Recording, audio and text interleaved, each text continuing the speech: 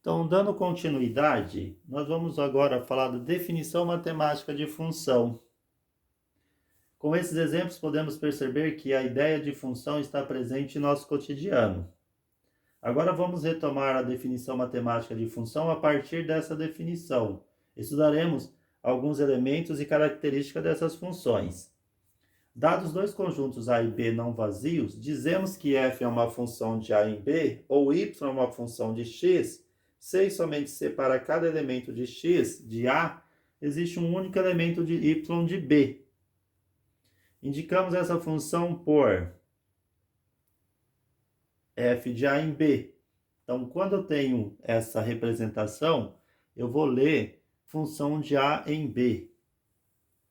Em outras palavras, podemos definir uma função como a relação de duas grandezas. Assim, duas grandezas x e y podem variar de modo interdependente, de tal forma que assumem valores interrelacionados.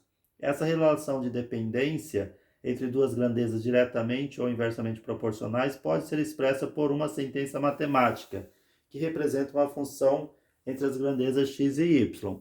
Então, de novo, aqui nós temos a definição de função em conjunto, ali está dados dois conjuntos A e B, e a definição como proporcionalidade, duas grandezas x e y. Então, eu posso usar a definição de conjunto como a função de grandezas diretamente ou inversamente proporcional, ou nenhuma das duas.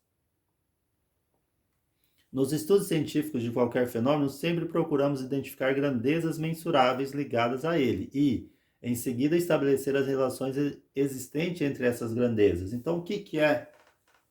Da onde surgiu as funções? Elas veio da necessidade de estudar o comportamento entre fenômenos que relacionam grandezas. As funções nos permitem estabelecer essas relações através de sentenças matemáticas, como já vimos em alguns exemplos. Essas funções nos ajudam a explicar fenômenos e a realizar diversos cálculos para solucionar problemas. Faremos a seguir a resolução de algumas situações problema. Um exemplo 1, nós vamos ter aqui uma função que relaciona tempo e espaço. Então, nós temos aqui uma função que vai falar sobre tempo e espaço.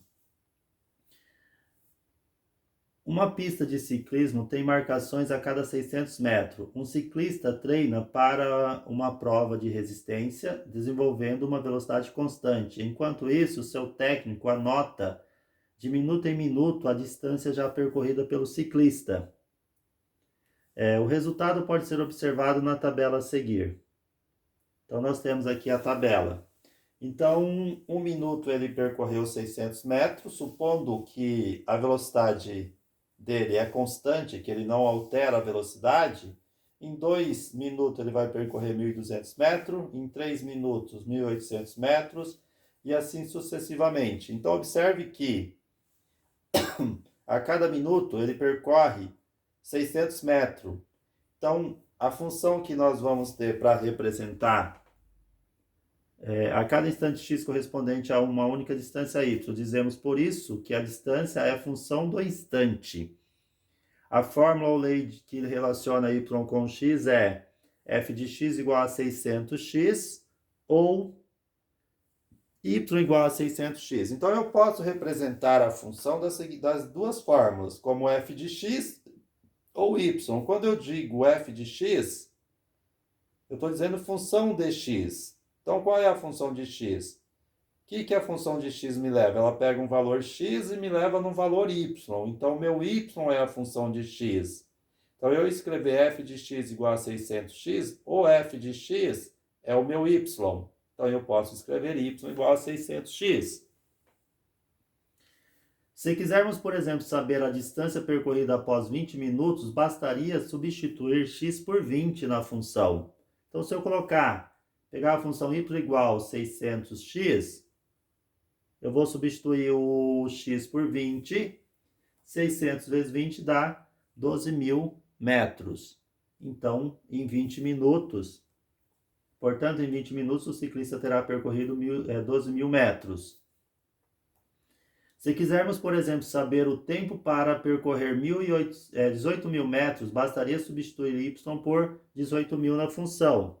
Substituindo aqui na função, 18.000 igual a 600x, eu vou passar o 600 dividindo. 18.000 é igual, 18.600 é igual a x, então x é igual a 30. Portanto, o tempo para percorrer 18.000 metros é 30 minutos. Então, observe, a função ela pode me determinar várias coisas. Se eu sei a função, eu quero saber quanto tempo eu vou gastar para percorrer x metros, basta eu substituir na função.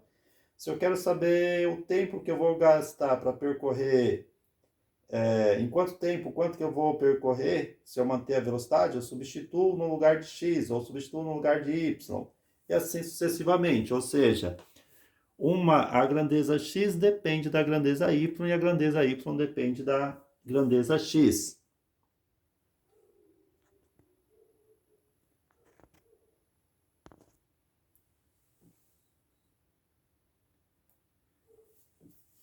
Agora nós vamos pegar um exemplo que vai relacionar passageiros e preço de passagem.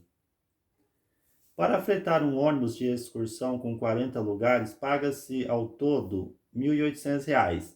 Essa despesa deve ser igualmente dividida entre os participantes da excursão. Um grupo de amigos fretou um ônibus e pretendem dividir os valores entre os passageiros. Como alguns não confirmaram, João colocou em uma tabela os valores a serem pagos dependendo da quantidade de amigos que confirmarem. Então, nós temos aí o valor de x representa a quantidade de pessoas e o valor de y, o valor a ser pago. Observe que se for apenas uma pessoa é R$ 1.800, 4 pessoas dá R$ 450, 8 pessoas R$ 225 e assim sucessivamente. Então, observe que a quantidade de pessoas aumenta, o número de pessoas, ou o valor a ser pago por pessoa diminui.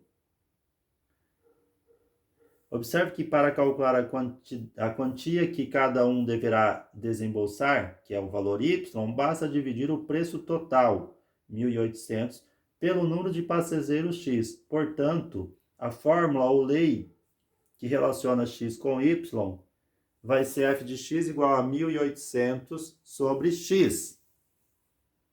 Ou o y é 1.800 sobre x. Nessas duas situações, podemos verificar que existe relação de proporcionalidade direta e inversa entre as grandezas. No caso, o exemplo anterior falava de proporcionalidade direta, que era a da distância percorrida. Se eu dobrar o tempo, a distância percorrida dobra. Nesse caso aqui, se eu dobrar a quantidade de pessoas, o preço cai pela metade. Observe lá, uma pessoa 1.800. Eu quadrupliquei para 4, o valor a ser pago diminuiu 4 vezes, 450. Então, neste exemplo do passagem de preço a ser pago, são grandezas inversamente proporcionais. Um outro exemplo, tempo e temperatura. O Instituto de Meteorologia, quando quer estudar a variação de temperatura em certa cidade, mede a temperatura a intervalos regulares, por exemplo, a cada 2 horas, e monta uma tabela que relaciona as grandezas, hora e temperatura. Vamos supor que a tabela de um determinado dia seja assim.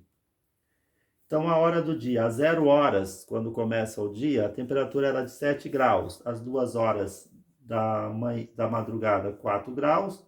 Às 4 horas, 3 graus. Às 6 horas da manhã, era 2 graus. A partir das 8 horas, a temperatura começa a subir. Passa 5, depois às 10 horas, 12. Às 14 horas, 20, 16 horas, 20, 18 horas, 15, 20 horas, 12 e vai reduzindo até voltar a 7 graus, de novo às 24 horas. Observe que para cada hora do dia está relacionado uma temperatura, porém não é possível estabelecer uma sentença matemática que possa expressar a variação de temperatura em função da hora do dia. Então, para este exemplo aí, a gente não consegue escrever uma função, porque variação de temperatura em um determinado dia, ela não é constante. Ela varia, ela oscila de forma diferenciada a cada hora. Então, aí nós não temos, apesar de se tratar de uma função, por que se trata de uma função? Porque para cada hora eu tenho uma temperatura, tá? Eu não tenho duas temperaturas para uma mesma hora. Então vai ser uma função. Porém, aí não existe como que eu posso, não existe uma relação entre duas grandezas que sejam proporcionais. Então não há, essas duas grandezas não são proporcionais.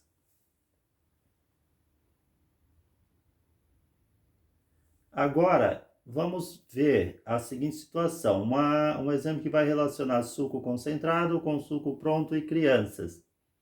Então, nós temos aí uma garrafa de suco concentrado de 500 ml deve ser dissolvida em 2 litros de água para obtermos a mistura ideal para o consumo. Sabe-se que uma criança consome 500 ml desse suco pronto. Uma escola pretende oferecer o suco para as crianças e colocou em uma tabela as quantidades necessárias de suco. Então, olha só, 5 crianças, eu vou precisar de uma garrafa de 500 ml, que vai me dar 2,5 litros de suco pronto. Para cada criança, 500 ml. Para 10 crianças, eu vou precisar de 1 litro de suco concentrado, que vai me dar 5 litros de suco pronto, e assim sucessivamente. Então, para N crianças, cada criança vai consumir 0,1 desses 5 ml, porque cada uma consome 500 ml, que vai me dar 0,5 N. Neste problema, podemos estabelecer três funções diferentes. Uma que relaciona suco concentrado com suco pronto, suco concentrado e crianças, e suco pronto e crianças. Então, nós vamos ter três coisas diferentes. Vamos observar aqui, de novo aqui na tabela. Agora eu troquei ali os 500 ml por garrafas, porque o suco é vendido em garrafa. Então, nós temos aí a tabela. Com base nas informações da tabela, vamos escrever as três funções. A primeira é que relaciona suco concentrado com suco pronto. Para cada garrafa de suco concentrado, obtemos 2,5 litros de suco pronto. Fazendo x a quantidade de garrafas de suco concentrado e y a quantidade de suco pronto, temos que x e y vai ser 2,5 vezes x. Ou f de x igual a 2,5x.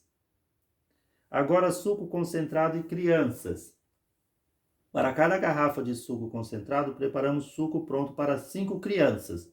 Fazendo x a quantidade de garrafas de suco concentrado e y a quantidade de crianças, temos y igual a 5x. Então, f de x vai ser igual a 5x.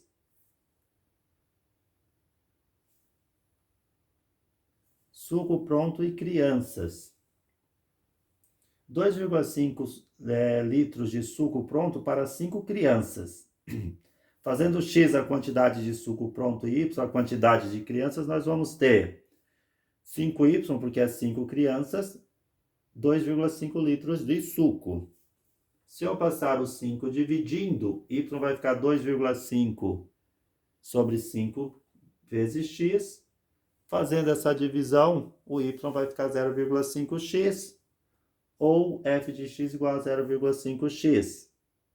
Observe que as três funções relacionam grandezas diretamente proporcional.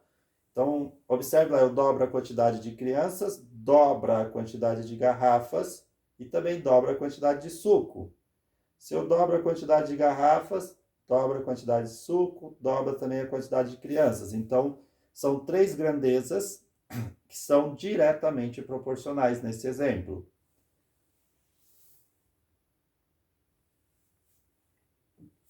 E nós encerramos aqui a nossa aula e na próxima a gente vai falar sobre gráficos de funções. Obrigado, tenha um bom estudo.